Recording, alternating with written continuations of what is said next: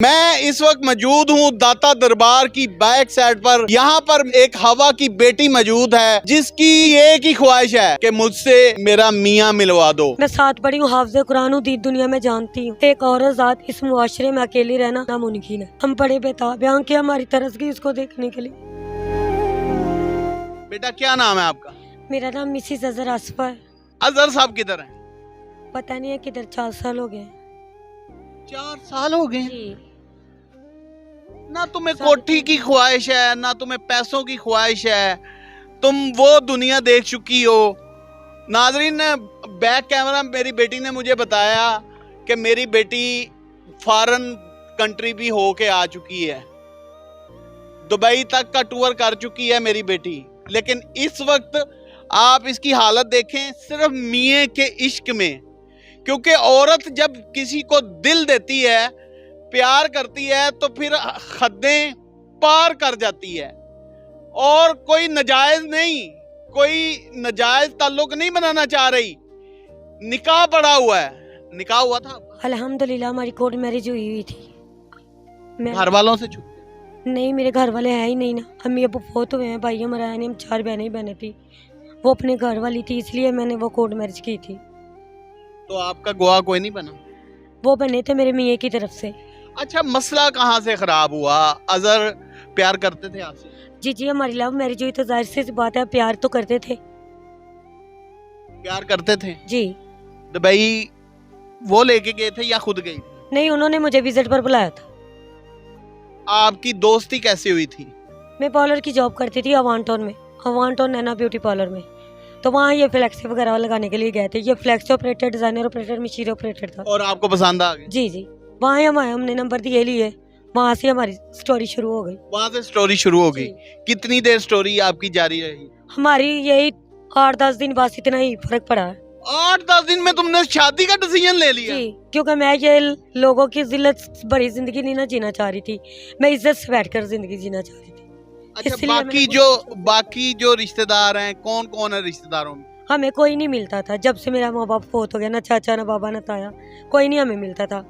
क्या कुड़ियां ने मंगन गियां, पैसे मंगन गियां, रोटी मंगन गियां, कौन देगा?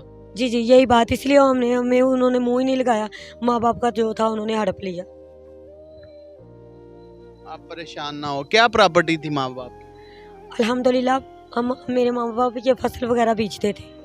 जिम्मेदार घराने? जी, जट जिम्मेदार थे।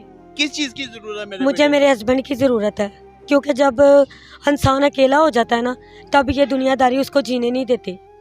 तो एक औरत ज़ात इस मुआशरे में अकेली रहना, आपको भी शादी पता है, नामुमकिन है। जब सिर धड़ से अलग हो जाए ना, तो वो धड़ बेकार होता है। इसीलिए मुझे हाय क्या बात मेरी बेटी ने कह दी। कितना पढ़ी हुई हो? मैं साथ पढ़ी हूँ, हाफिज़ कुरान हूँ, दीन दुनिया में जानती हूँ। हाफिज़ कुरान हो? कोई सूरत ही सुना दो। सर जी, इस वक्त मैं नशे की हालत में हूँ, मैं क्यों झूठ बोलूँ। देखो कितना एहतराम करती है कुरान करीम का। कहती है मैं इस वक्त नशे की हालत में। नशे में लग चुकी हूँ? जी, यहाँ आके मैं लगी हूँ।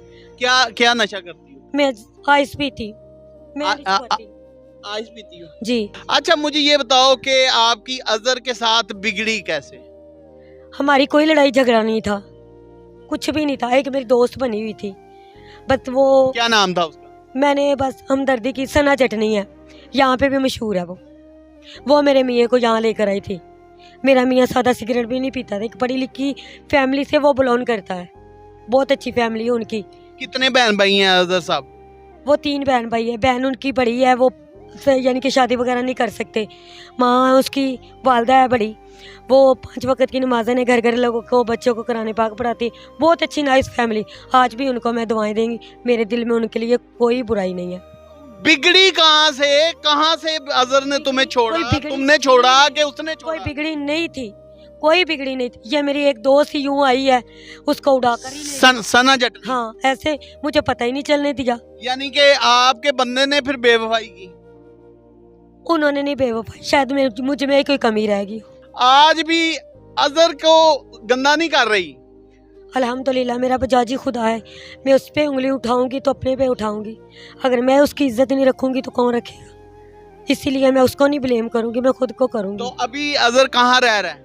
ये मुझे नहीं पता, अगर मुझे पता हो तो मैं ज़मीन आसमान एक करके उसके तक पहुँच न जाऊँ। अच्छा मुझे ये बताओ कि अजहर भी नशा पे लग गया था? नशे पे लगाया तो वो यहाँ तक आया, नहीं तो कभी भी नहीं। वो तो एक बिजनेसमैन था, नामी ग्रामी था। मुझे ये बताओ कि आइस को पूरा करने के लिए किस तरह पैसे इकट्ठे करते हो? सर जी मैं यहाँ अपने बिस्तर पे ही बैठी होती हूँ, फिसाबिल्ला, कि मेरे यहाँ पे आके बहन भाई बने आके मैं उन्हीं से लगा कर गुजारा करके अल्लाह को हाशा लीला करके सो जाती हूँ। नहीं मिले तो तब भी अल्लाह पाक मुझे सब्र देता है। रोटी कैसे खाते हो? दाता साहब जिंदाबाद।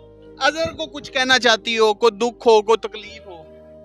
मैं तो यही कहूँगी मेरा बजाजी खुदा खाली हाथ भी आ जाए तो मैं तब भी सीने से लगाऊं। हम बड़े बेताब हैं, आंखें हमारी तरस गई उसको देखने के लिए। आइस जब उसकी याद आती है तब पीती हो या हाँ, मैं वैसे तब पीती हो? तब मैं पीती हूँ तो टका कर ही पीती हूँ। हाँ, फिर अपने आप को काटती हूँ। आपने ये नहीं सोचा कि शायद अजहर मारी गया हो? कभी भी नहीं, मेरा दिल ही नहीं मानता, उसे कुछ नहीं हुआ। अल्लाह मेरी जिंदगी भी उसको लगाए, नाले मेरे टकलू को कुछ नहीं हो सकता। जब तक सोनू शाह जिंदा है ना, तो सोनू शाह दियां दुआवां नाल ने ना ए यतीम मीटर लावारस दियां ते कालो दियां ते मेरे शाह नू कुछ भी नहीं हो सकता। अच्छा जाते जाते कोई पैगाम दे दो अजहर को। मैं आपके आगे हाथ जोड़ती हूँ। अजहर को पैगाम दे दो। मैं तो फिर भी मैडम को बोलूँगी आप लोग इला वसीला करोगे ना तो अल्लाह पाक खुद वसीला बन जाएगा। प्लीज़ प्लीज़ रिक्वेस्ट कर रही हूँ कि मेरा अजहर मुझे दिलवा दे, और मुझे कुछ नहीं दुनिया पे चाहिए।